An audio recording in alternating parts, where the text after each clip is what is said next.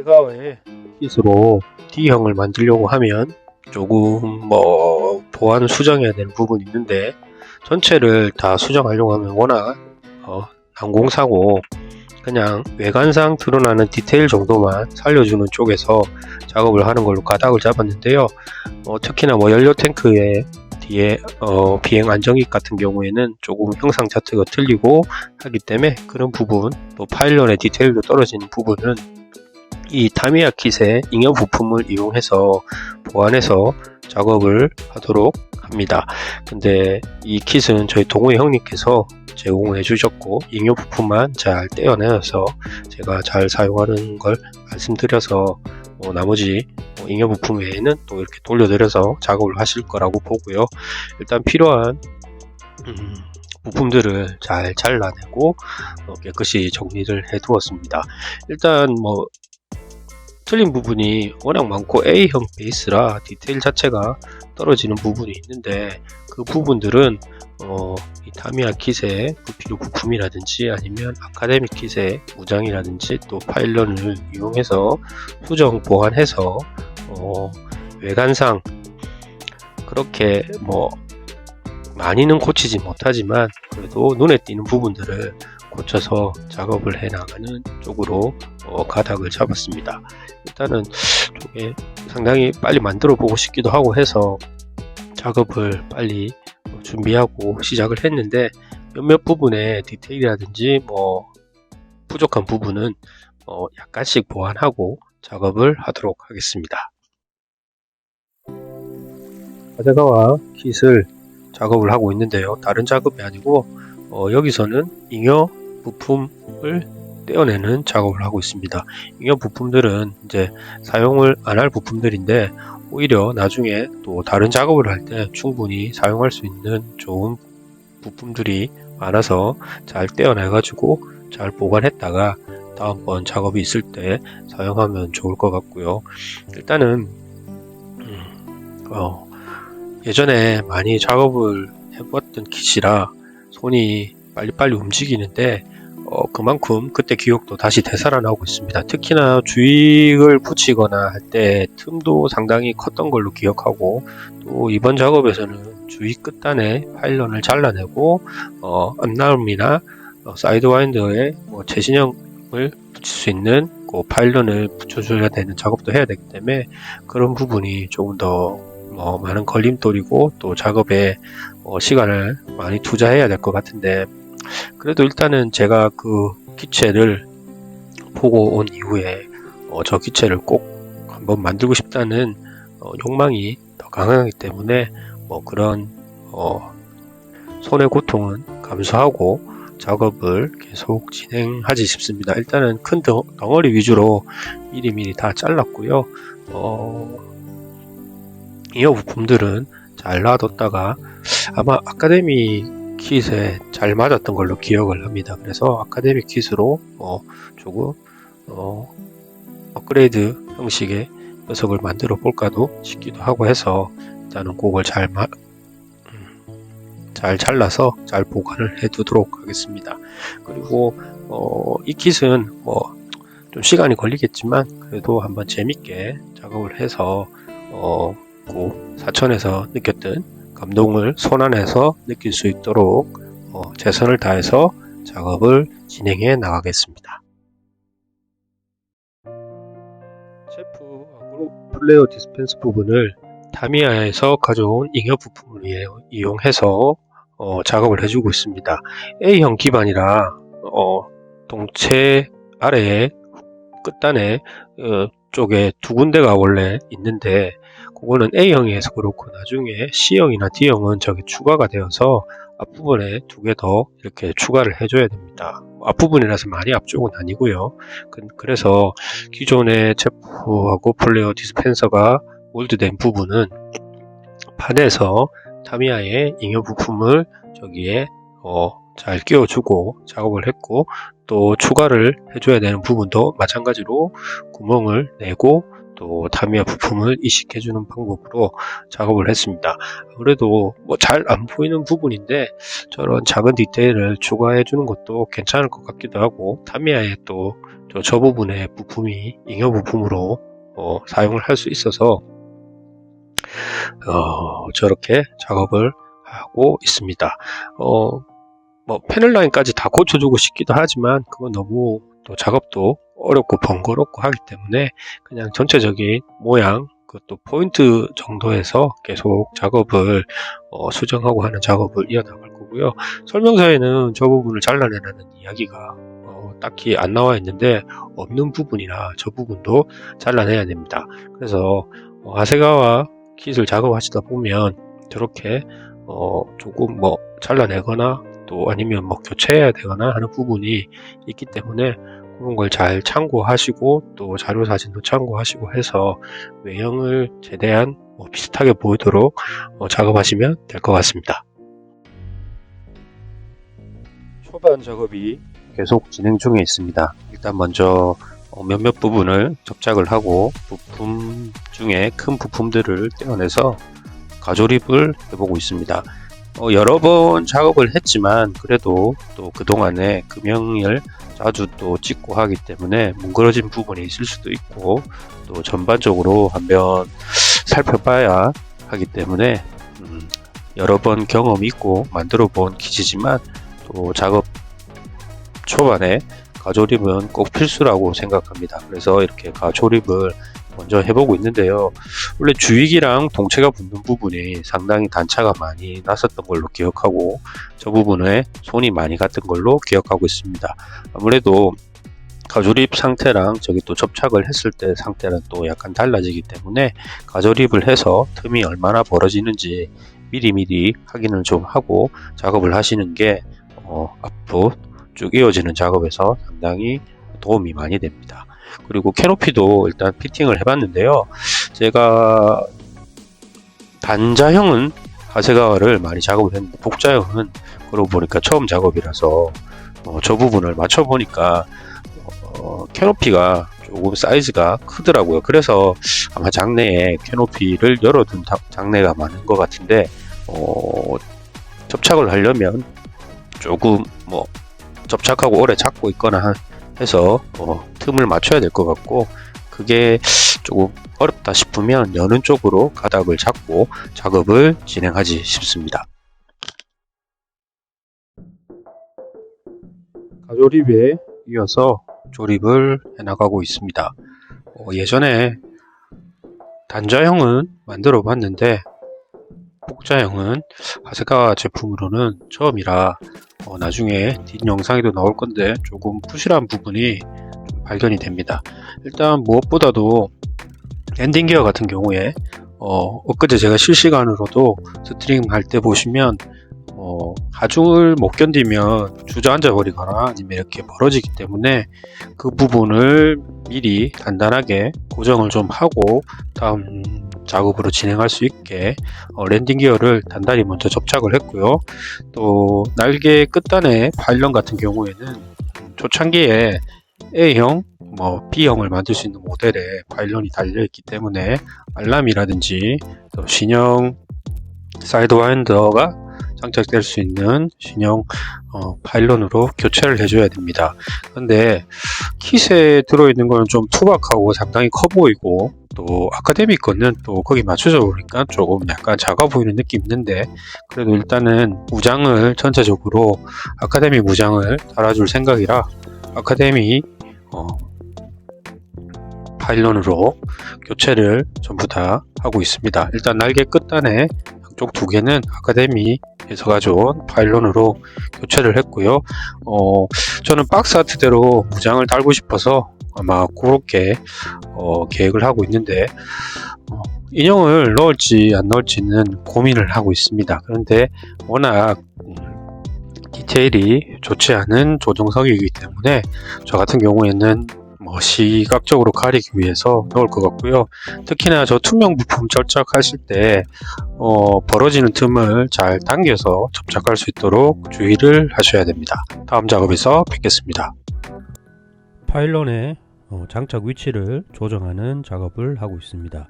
기존에 포함된 파일런이 아주 오래 전에 설계가 되고 계속 생산이 되어 왔던 파일런이라 디테일이 상당히 좋지 않기 때문에 디테일이 좋은 다른 회사 제품으로 교체를 합니다.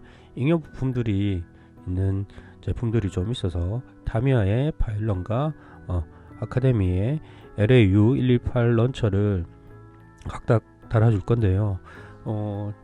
박스아트의 무장을 보시면 공대공 무장만 달려 있습니다. 사이드 와인더 양쪽으로 한 발씩 해서 총 두 발, 그리고 알람이 양쪽으로 두 발씩 해서 총 4발이 달려 있는데요. 박스아트대로 무장을 장착할 생각이라 거기에 맞춰서 작업을 하고 있습니다. 이번에 그 B1이 감에서 또 작전을 위해서 왔을 때 보니까 주한 미군의 F-16C 같은 경우에 알람만 양쪽으로 해서 6발 단 무장도 있던데 그것도 다음에 기회가 되면 한번 해보고 싶다는 생각까지 들 정도로 개인적으로 단순히 드랍성 폭탄보다는 미사일이 달리는 게 멋지게 보여서 이번에는 박스 아트대로 제작하려고 노력을 하고 있습니다.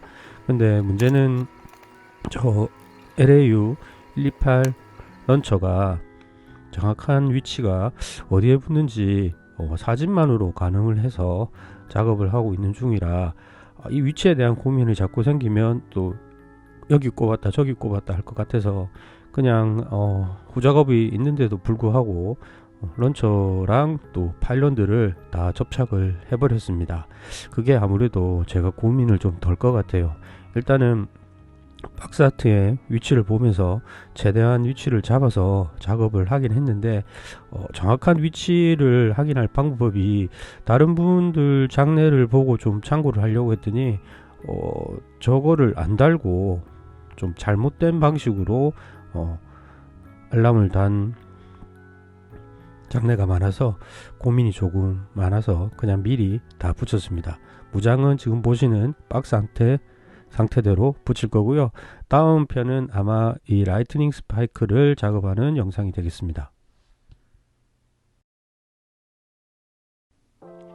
사진으로 된 박스 아트를 보시면 수직 꼬리 날개나 수평 꼬리 날개나 뒤쪽에 보시면 저렇게 뭔가 바늘 같은 것이 보이는데 라이트닝 스파이크라고 공중에서 비행 중에 번개가 쳤을 때 그 번개를 막는 역할을 하는 일종의 피리침입니다. 피리침을 재현해 주는데요. 제가 보통 1대48이나 1대32를 작업할 때는 항상 저거를 재현해 주고 있습니다. 특히나 32 같은 경우에는 저 부분이 별도로 부품화되어서 들어있는 경우가 많고 48은 위치 정도는 표시가 되어 있는데 부품화되어 있지 않기 때문에 제가 주로 디테일업을 요구할 때 많이 사용하는 방법이고요. 0.3mm 항동선을 저기 구멍을 뚫어주고 또 끼워서 자르고 일정한 길이로 잘라서 저거를 많이 재현해주고 있습니다. 방법은 그렇게 어렵진 않은데 조금 비트가 좀 작은 걸 사용하기 때문에 중심을 잘 잡고 회전을 시키면서 구멍을 내어야 또 바르게 또 저 강동심을 식대를 할 수 있어서 그 부분만 신경 쓰시면 그렇게 어려운 디테일업은 아닙니다. 그래서 저렇게 잘라서 일정한 길이대로 잘라주고 끝부분만 조금 다듬어주는 방법으로 해서 디테일업을 하는데요. 저게 너무 끝을 잘못 했다고 하면 모양도 좀 이상하게 보이기 때문에 줄을 이용해서 끝부분만 이쁘게 다듬어 줍니다. 처음부터 길이를 맞춰서 꽂아주면 되는데 구멍을 뚫다 보면 또 깊이도 뚫고 덜 깊게 뚫기도 하기 때문에 붙이고 나서 저렇게 길이를 맞춰주는 쪽으로 항상 작업하고 있습니다. 이번 KF-16D 작업에서 무장은 공대공 무장만 장착할 생각입니다. 박스 아트 사진에 보시면 공대공 무장만 이렇게 장착되어 있는데 날개 끝단에 알람, 그 안쪽 파일런에 사이드 와인더, 또 그 안쪽에 알람, 이런 식으로 해서 양쪽으로 총 6발의 공대공 미사일이 달려 있는데요. 개인적으로 미사일이 좀 이뻐 보이기도 하고 또 그냥 드랍성 폭탄보단 조금 더 뭐 공격적인 이미지라고 할까요? 그래서 이번에는 박스 아트대로 모장을 달아줄 생각인데, 앞에 라이트닝 스파이크 작업을 하면서 함께 이 모장에 심을 박아주는 작업도 함께 했습니다.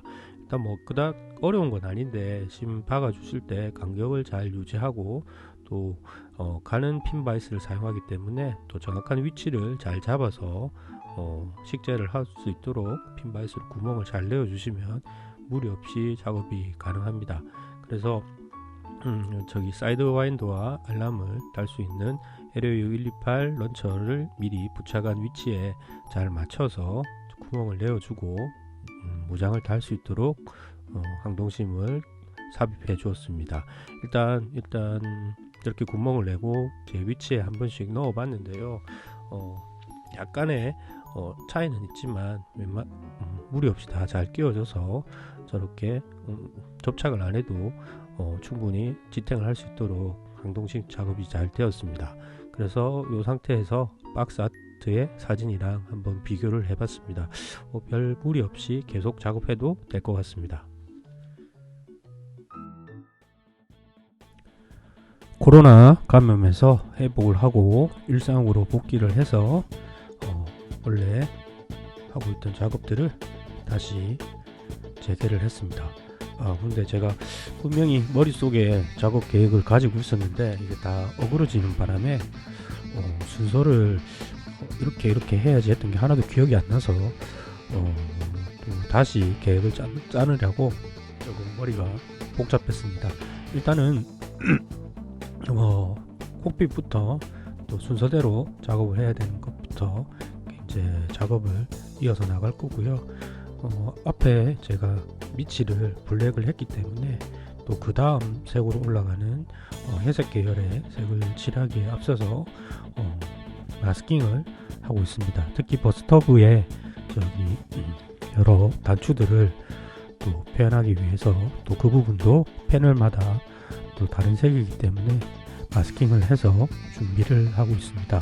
뭐 딱히 어려운 건 아니고 마스킹 자체를 꼼꼼하게 잘라서 붙여주시고 원하는 색을 칠하고 마스킹을 벗겨내면 되는 작업입니다.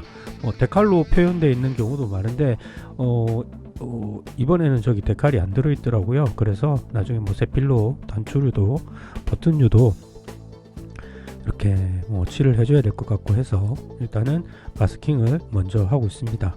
그래서 전체적으로 마스킹을 다 했고요. 이 상태에서 이제 회색을 칠하고 또 버튼류를 세필로 칠하고 이제 접착을 하는 쪽으로 작업을 진행하도록 하겠습니다. 마스킹 이후에 콕핏 내부 도색을 시작했습니다. 지정색이 308번 낙하로 되어 있어서 고민 없이 그대로 도색을 했고요.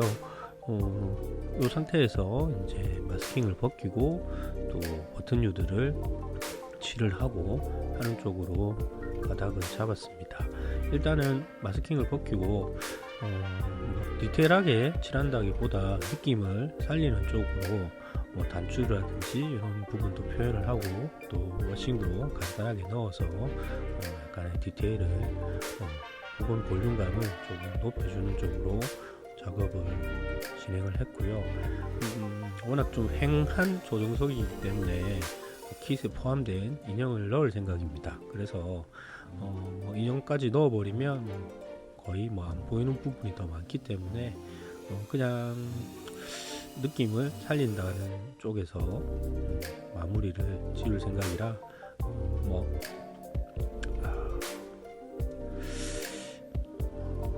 꼼꼼하게 보단 그냥 디테일이 드러날 수 있는 정도 수준에서 만족하고 작업을 했습니다. 보통 보면 저 버튼류들을 또 드라이 브러싱으로 하시는 분들도 많은데 저도 그렇게 할 때도 있고 그때그때 제가 하고 싶은 방향이 다른 것 같아요. 그래서 이번에는 그냥 그렇지 않고 그냥 세필로 미리 버튼류들을 찍어주는 쪽으로 작업을 진행했습니다. 콕핏 도색 작업 이후에 이제 동체를 접착을 합니다. 그런데 제가 요 킷은 이미 경험이 있기 때문에 동체를 접착을 할 때 최대한 잘 잡아가면서 접착을 해야 된다는 사실을 잘 알고 있습니다. 어떻게 보면 단차도 좀 생기고 또 틈도 많이 생기기 때문에 최대한 접착을 할 때 손으로 꽉 눌러서 그 틈이라든지 단차 부분을 최대한 줄이는 쪽으로 일단 접착을 하고, 그러고 난 이후에 잘 건조가 되었을 때 그 틈이 나는 부분이라든지 또 단차가 생기는 부분을 잘 수정할 수 있도록 접착 단계에서 신경을 많이 쓰고 접착을 하는 게 상당히 중요합니다. 일단은 그냥 뭐 넓게 바르고 그냥 이렇게 접착을 해버리면 틈이라든지 벌어지는 부분이 좀 많기 때문에 일일이 무수지 접착제를 이용해서 조금씩 흘려넣는 방법으로 동체를 이렇게 접착을 했습니다. 잡아가면서 그 부분이 잘 밀착이 되도록 또 어느 정도 시간이 경과될 때까지 접착이 되고 건조가 되는 시간을 기다려 주면서 또 이렇게 접착을 했고요. 또 넓은 면이 접착이 되는 부분은 아무래도 무수지보다는 수지가 단단하게 접착이 되기 때문에 그 부분을 잘 다듬고 해서 일단 수지를 이용해서 붙였습니다.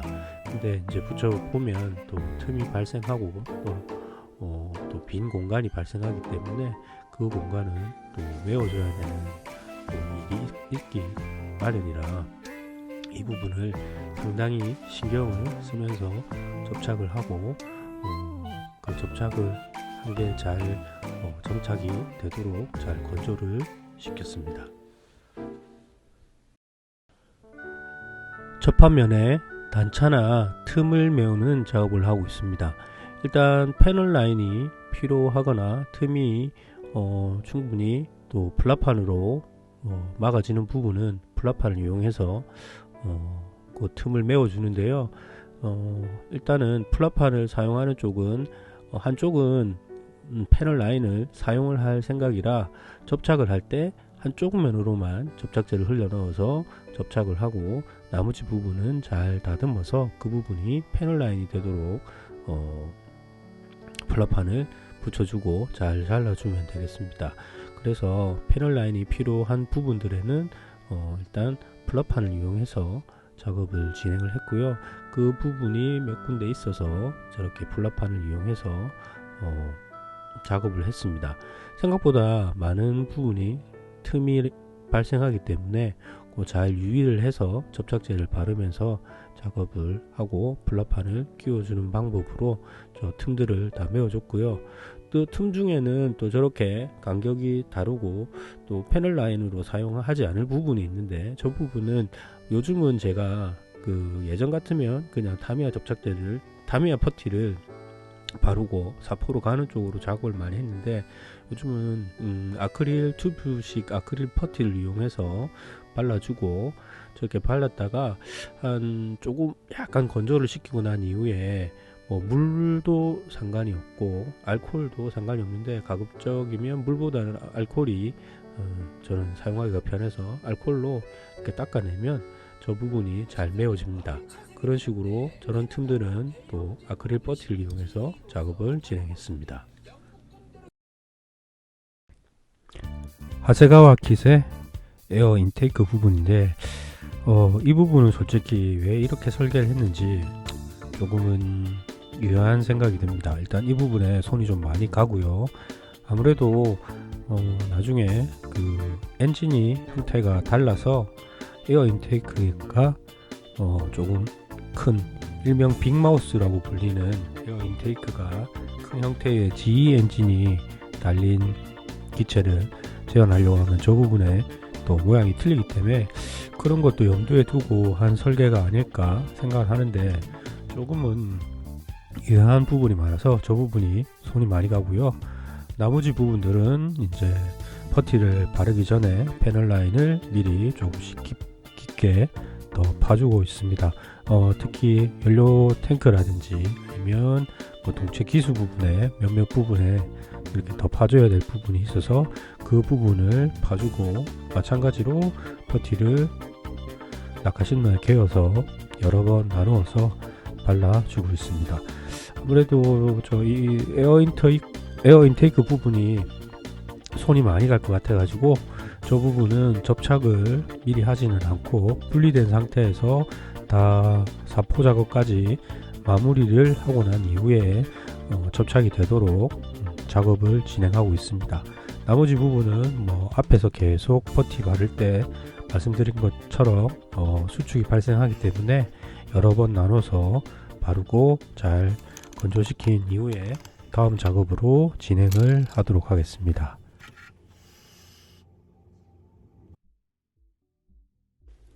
이번에는 펠콘의 사포 작업입니다. 사포 작업이라고 해야 되겠죠. 근데 일단은 이번에도 마찬가지로 모형용 줄을 이용해서 작업을 했습니다.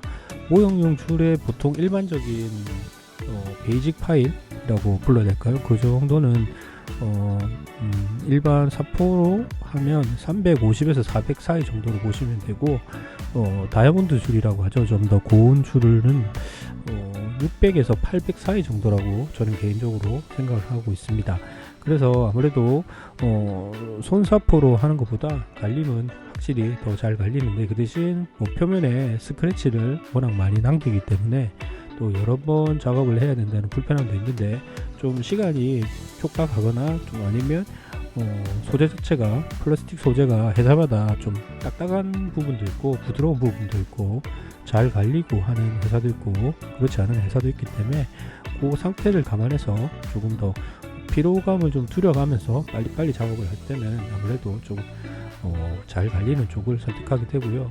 또 마찬가지로 그렇게 작업하고 난 다음에 또 외부적으로 부드럽게는 또 2000번까지의 스펀지 서포를 이용해서 잘 갈아줬는데, 에어 인테이크 부분도 조금 내부에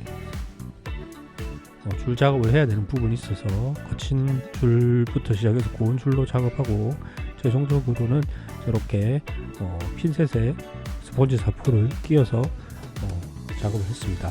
그리고 갈려나간 패널 라인 같은 경우에는 사포 작업을 끝내고 난 다음에 이렇게 모형용 톱을 이용해서 다시 파주는 작업을 진행했습니다. 펠콘도 도색 작업을 시작했습니다. 사실 도색 작업을 좀 빨리 하고 싶었는데 도색을 준비하는 와중에 지금 밑에 보시면 저 플레임 메이커라는 작업대가 도착하는 바람에 저기에다가 올려놓고 작업을 하고 싶어서 조금 며칠을 기다렸습니다. 아무래도 판매 시점과 맞추어서 공개를 하고 작업기가 나오는 게 맞을 것 같아서, 그래서 조금 기다리다 작업이 진행이 되었는데요.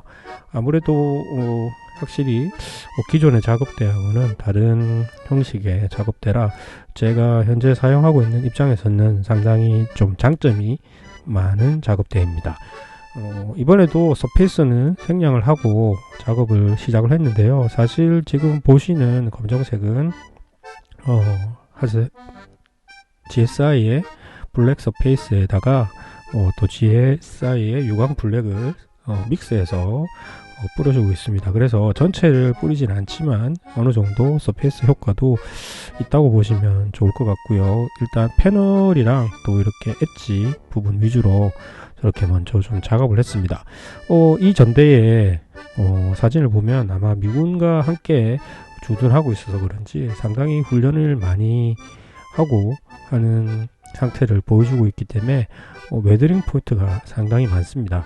그래서 그런 점을 살릴 수 있도록 작업에 포인트를 잡고 앞으로도 쭉 도색해 나갈 생각입니다. 일단 이 상태에서 며칠 건조를 시키겠습니다.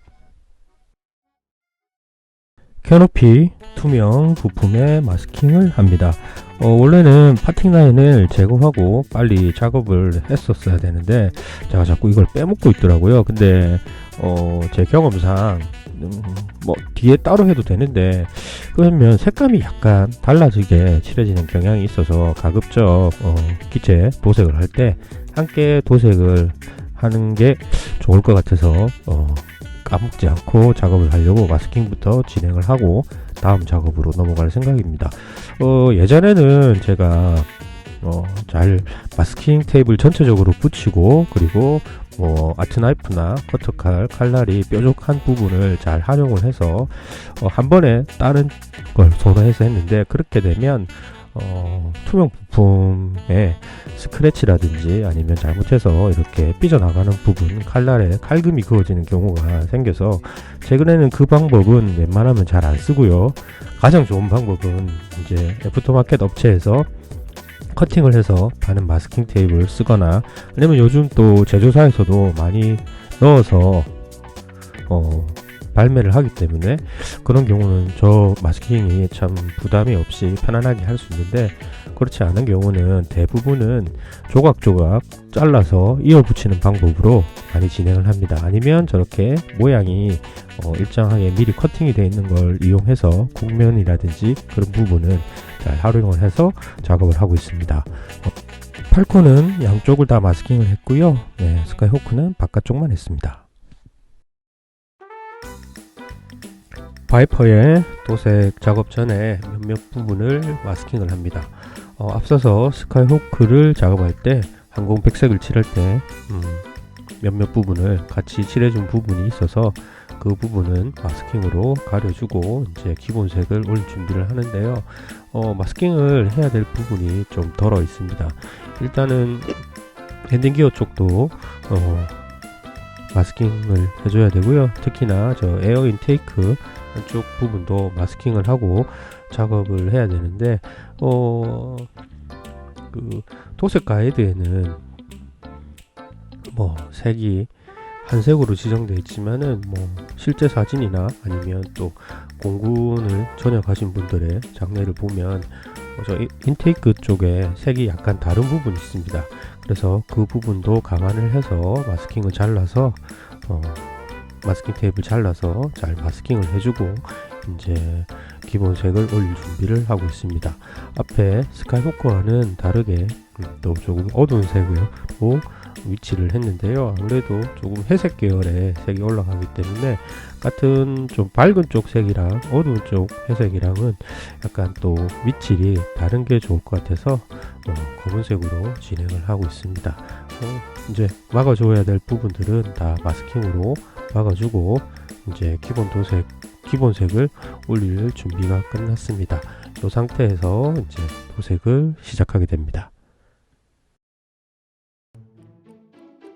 바이퍼 도색을 시작했습니다. 아마 현용을 좋아하시면 가장 많이 사용하는 색일 것 같습니다. FS 36375 그레이인데 라카로는 308번이고요.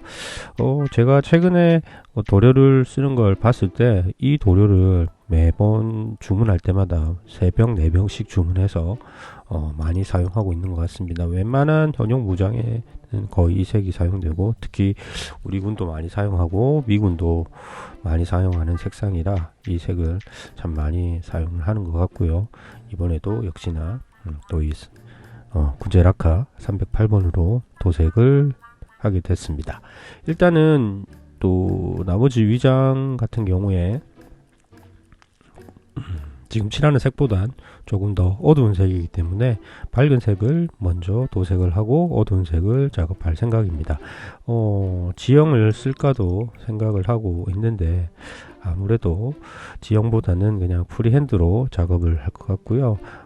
그래서 일단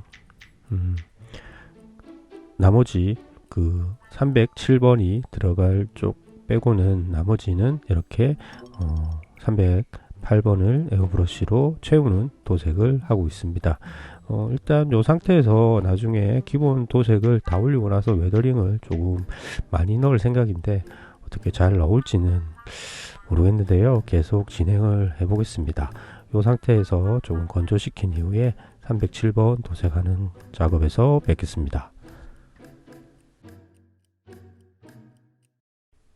바이퍼의 두 번째 색인 FX 36320 군제 라카 넘버는 307번입니다. 예, 도색을 시작했습니다. 지형을 만들까도 고민을 살짝 했지만 귀차니즘이 이겼습니다. 그래서 그 대신 이제 0.18 에어브러쉬를 이용해서 프리핸드로 작업을 했고요.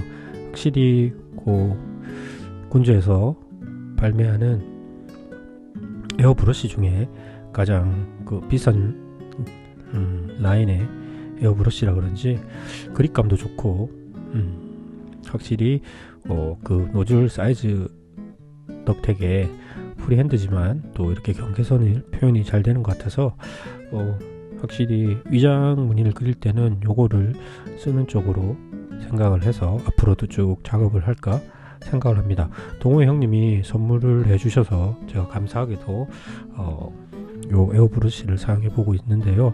제가 사용하고 있는 에어 브러쉬가 여러 종류인데 그 중에 아마 가장 고가가 아닐까 생각됩니다. 여튼 에어 브러싱 작업으로 우리 공군의 제공 위장이라고도 부르기도 하는 이 그레이 색상의 도색을 마무리를 했고요. 이 상태에서 잘 건조를 시키고 난 이후에 또 부분적인 도색을 진행하고 이제 웨더링과 데칼을 붙이고 마무리가 하는 쪽으로 계속 달려나가 보겠습니다.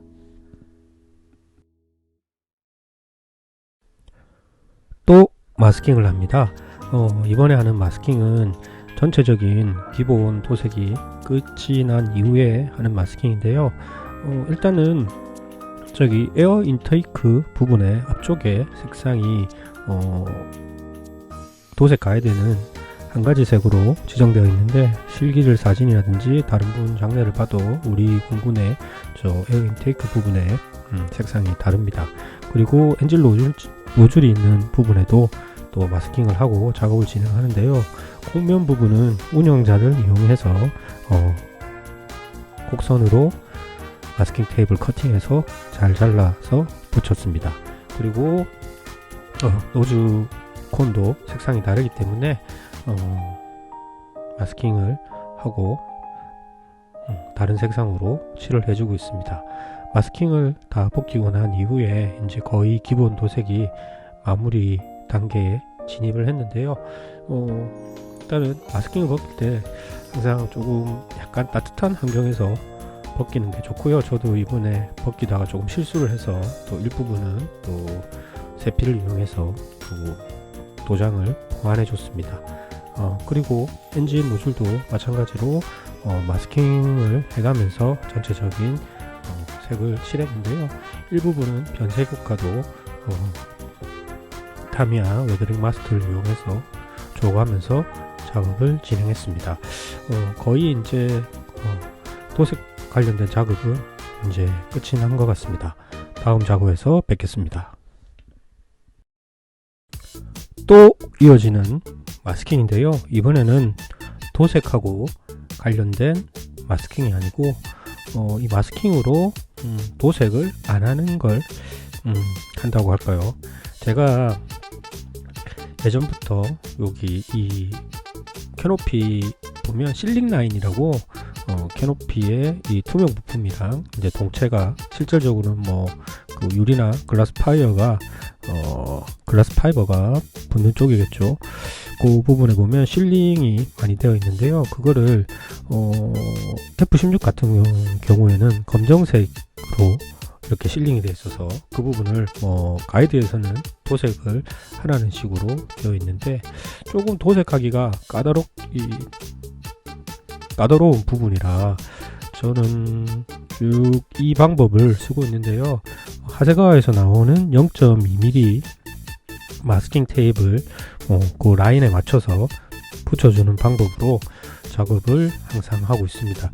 이 마스킹 테이프가 건들지만 않으면 잘 안 떨어지기 때문에 또 이렇게 붙여놓고 충분히 효과를 발휘할 수 있어서 꼼수는 아닌 것 같고 제가 자주 이용을 합니다. 그래서 곡선을 원래 주로 붙이는 용도로 많이 사용도 하고 또 그런 용도의 마스킹 테이프이기 때문에 충분히 효과를 거둘 수 있어서 잘 이용하고 있습니다. 사출 자석을 도색을 합니다. 그런데 킷에 포함된 사출 자석은 너무 디테일이 좀 그래서 제가 가지고 있는 에이스2 사출 자석 중에 그나마 좀 상태도 괜찮고 쓸만하다 싶은 거를 붓도색으로 작업을 했습니다. 라카를 이용해서 붓도색으로 그냥 뭐 꼼꼼히 칠해주는 방법으로 작업을 했고요. 그리고 워싱을 하고 또 준비를 했는데 약간 뭐 앞에 거랑 뒤에 거랑 조금 차이가 나는데요. 그 부분은 제가 뭐 소장할 거라 그렇게 큰 문제가 되진 않을 것 같아서 그 차이를 그냥 극복하고 계속 도색을 했습니다. 근데 저 레진으로 나와 있는 걸 보면 그 사출이 될 때 뒷부분에 레일이 있는데 그 레일 디테일을 빼먹는 경우가 많더라고요. 그래서 그 부분만 플라판으로 자작을 해서 붙여주고 저렇게 붓도색을 했는데 이 상태에서 조립을 하고 이제 또 나머지 작업으로 진행을 하면 될 것 같고요. 처음에는 킷에 포함된 사출 자석에 인형을 앉힐까도 생각을 했는데 팔도 좀 어색해 보이고 해서 그것보다는 차라리 레진으로 작업을 하고 캐노피는 여는 쪽으로 작업을 이어나갈 생각입니다. 그래서 일단은 저렇게 도색 후에 잘 접착을 하고 고정을 해 두었습니다.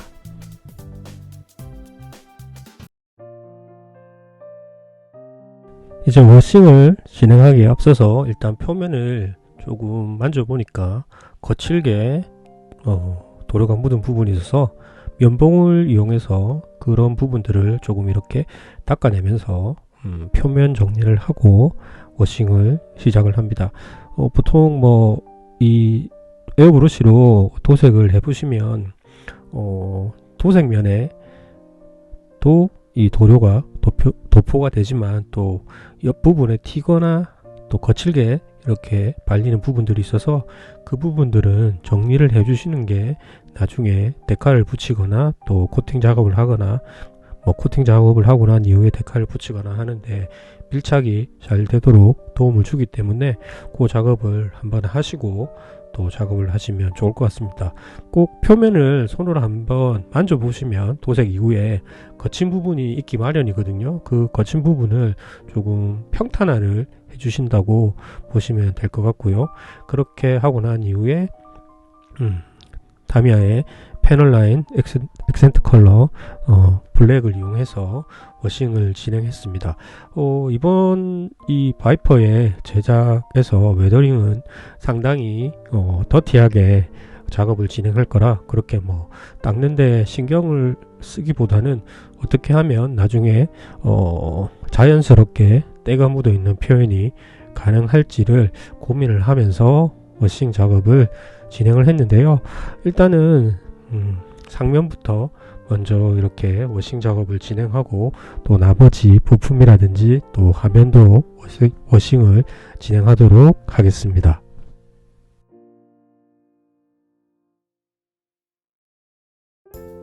이번에는 배면의 워싱입니다. 상면과 마찬가지로 자연스럽게 더럽히는 게 목적이라 열심히 워싱을 해주고 있는데 빡빡 문대서 닦는다는 느낌보다는 설렁설렁 때를 묻힌다는 느낌으로 워싱을 하고 닦아줬습니다. 아직 제가 플레이메이커를 많이 사용해 본 게 아니라서 최근에 장단점을 조금 비교를 하는 걸 해달라고 요청을 하신 분이 계신데요. 일단은 제가 조금 더 많이 사용을 해보고 나서 전체적인 말씀을 드리는 게 나을 것 같고요. 지금 현재 제가 사용하는 입장에서 매일 수족처럼 사용하던 거라면 편하게 또 계속 작업대에 올려놓고 할 건데 저도 이제 하던 버릇이 있으니까 뺐다가도 하고 넣었다가도 하는데 빼서 하고 넣어서 하건 아직까지 그렇게 단점을 확연하게 찾아내지는 못했습니다. 장점이 오히려 단점을 커버하는 경우가 더 많기도 하고 해서 일단은 제가 가장 사용하면서 제가 느끼기에 가장 좋은 장점은 일단 손으로 저렇게 밑에 살랑살랑 돌려가면서 작업하는 게 상당히 편하고요. 각도가 주어져 있어서 그 부분도 또 편합니다. 일단은 배면 쪽도 하면 쪽도 이렇게 워싱을 마무리했습니다.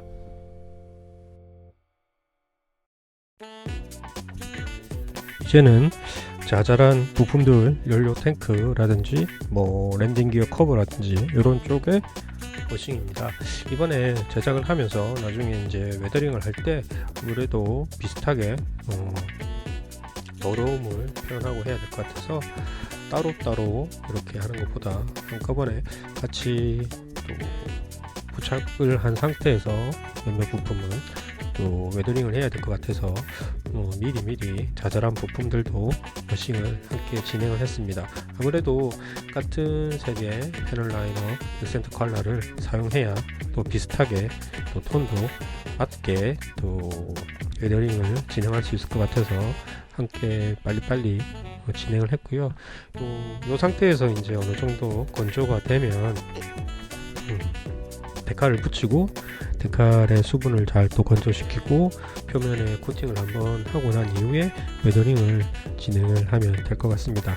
그래서 일단 뭐 워싱은 항상 제가 여러 번 말씀을 드렸지만 원하는 표현을 하게끔 적당하게 닦을 때도 있고 아니면 그냥 뭐 신차처럼 갓 나온 느낌을 할 때는 좀 꼼꼼하게 닦기도 하고 이렇게 저렇게 본인이 표현하고자 하는 방법대로 잘 닦아내고 준비를 하시면 될 것 같습니다. 이로써 도색이라든지 아니면 데칼 붙이기 전까지의 대부분의 작업들은 전부 다 진행이 끝난 상태입니다. 이제 데칼에서 만나 뵙겠습니다. 데칼을 붙이기 시작했습니다. 일단 데칼을 붙이실 때 항상 데칼 접착제와 데칼 연화제를 많이 사용하고요. 지금은 물을 부어서 데칼을 대지에서 떼어낼 수 있는 준비를 했습니다. 데칼 작업하기 전에 약간 장판 데칼이라는 이야기가 있어서 잘 붙을까 고민을 했는데 생각보다 잘 붙었고요. 문제는 나중에 작업하다가 제가 설명을 하겠는데 조금 여분이 들어있었으면 하는 데칼들이 몇 개가 있어서 그게 안 들어있는 게 조금 아쉬움이 있었고요. 또 데칼을 밀착시킬 때 잘 안 붙는 부분이라든지 아니면 조금 디테일이 있어서 그 부분과 또 좀 밀착을 할 때는 또 아트 나이프 등으로 칼금을 내어서 데칼 연화제를 발라서 꼼꼼히 붙일 수 있도록 작업을 진행했습니다. 일단은 무장이라든지 또 연료 탱크 부수적인 부분의 데칼 작업을 먼저 했는데요. 솔직히 요즘 현용 미사일 데칼이 상당히 데칼을 붙임으로써 디테일을 많이 살려주게끔 되어 있는데 요거는 상당히 간단하게 들어있어 가지고 간단하게 작업을 하면서 조금 더 다른 데서 데칼 가져와서 작업을 할까 하는 고민도 조금은 했지만 그래도 좀 편하게 가고 싶어서 여기 들어있는 데칼만으로 무장 작업을 마무리했습니다. 네, 본격적인 요 바이퍼의 인상을 좌우할 제38 전비의 데칼을 붙이고 있습니다. 솔직히 요 데칼 때문에 국내에서 구매하신 분이 상당히 많을 거라고 생각하고요. 최근에 MM존에 완성 장르들이 쭉쭉 많이 올라오고 있는데 그래서 만들 때마다 그 장르들 보면서 조금 고민이 많이 됩니다. 좀 표현을 더 잘할 수 없을까 하는 생각도 들고 또 워낙 또 공군에서 복무를 하시고 현재 실기를 또 정비를 하시거나 타보셨던 분들이 많이 계셔서 그런지 또 다양한 장르가 올라오는 와중에 또 재미난 글들도 많이 보이고요. 특히 제가 저기 라이트닝 스파이크를 표현을 했는데 저게 생각보다 잘 부러진다고 그러더라고요. 제가 작업을 하면서도 이미 여러 번 부러뜨리고 새로 붙이고 했는데 밴 뒤에 해도 될 작업을 저는 왜 이렇게 항상 빨리 해서 문제를 일으키는지는 모르겠습니다. 일단은 저 독수리와 호랑이 때문에 결국에는 진행을 하게 되었고요. 그거를 붙였습니다. 그런데 몇몇 데칼이 길이가 조금 짧거나 아니면 좀 여분이 더 있었으면 하는 부분이 특히 스텝 라인인데요. 스텝 라인 같은 경우에는 제일 중요한 부분 앞쪽에 되는 부분이 저기 길이가 짧아 가지고요. 마스킹을 대고 푸칠로 비슷한 색상을 찾아서 작업을 붓작업으로 스텝 라인을 살려주기도 했고, 또 한 부분은 데칼 전체가 다 말려버리는 바람에 어쩔 수 없이 또 마스킹을 하고 또 스텝 라인을 작업을 해서 이제 이렇게까지 진행을 마무리했습니다. 데칼을 다 붙이고 또 데칼의 수분이 건조될 때까지 어느 정도 시간을 기다렸다가 무장을 먼저 장착을 하고 웨더링을 할 생각으로 무장을 먼저 장착을 했습니다. 무장은 일단 항동 선을 박아서 제 위치에 이렇게 고정을 해줬는데요. 아무래도 이질적인 재료가 사용되기 때문에 금속이랑 플라스틱을 붙이기 위해서 순간 접착제를 이용해서 무장들을 붙여주고, 그리고 자잘한 부품도 마찬가지로 다 접착을 한 상태에서 이제 웨더링을 할 생각인데요. 연료 탱크만 아직 미접착 상태로 끼웠다 뺐다 할 수 있을 상태로만 작업을 해 두었기 때문에 연료 탱크는 최종적으로 웨더링이 끝나고 마무리가 됐을 때 작업할 생각이고, 또 투명 부품도 아직 미접착 상태이라 그 부분은 나중에 웨더링을 다 마무리하고 난 다음에 최종적으로 마무리 단계에서 조립을 할 생각입니다. 일단은 붙일 수 있는 건 웬만하면 다 붙여둔 상태에서 웨더링을 표현할 건데, 워낙 훈련을 많이 뛰는 비행단이 돼서 그런지 조금 헤비한 웨더링을 도전할 생각입니다.